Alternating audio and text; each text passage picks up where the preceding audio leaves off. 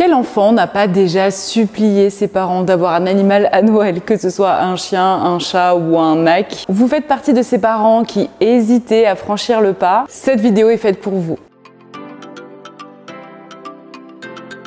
Dans votre réflexion, il faut bien évidemment prendre en compte l'achat de l'animal, mais il faut se projeter plus loin et se dire combien de temps il va vivre. Et pendant toutes ces années, ce ne sont pas mes enfants qui vont couvrir financièrement les besoins de l'animal. Par couvrir financièrement, je parle de l'alimentation, certes, des accessoires, des jouets, des pensions ou des garderies lorsque c'est nécessaire, la mutuelle si vous en prenez une, ce que je vous recommande vivement, les frais vétérinaires en cas de maladie, d'accident, mais également pour les soins de routine et les check-up annuels. Il faut vraiment avoir cette vision globale. Un animal, c'est un nouvel être vivant que vous aurez à charge pendant toute sa durée de vie. Donc posez-vous vraiment cette question, est-ce qu'on a les moyens d'assumer un être vivant supplémentaire sur plusieurs années ?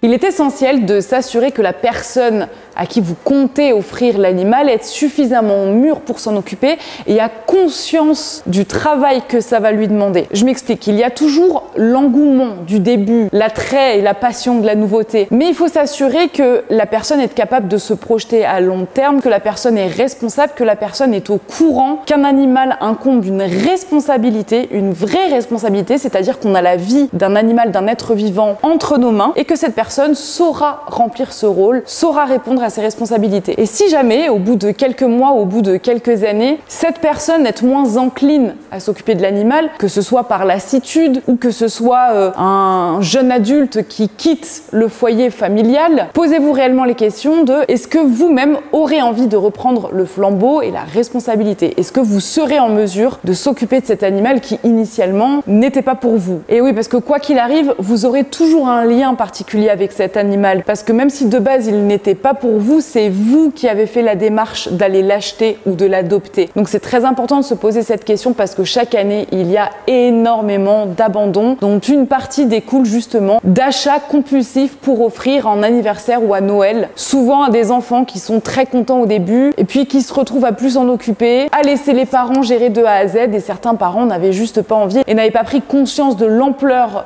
de la responsabilité que ça demandait et finissent tout simplement par s'en débarrasser. Donc posez-vous réellement cette question, est-ce que la personne à qui je compte offrir l'animal est suffisamment mûre? Et si jamais il se passe quelque chose, est-ce que moi-même je pourrais m'impliquer et prendre le flambeau?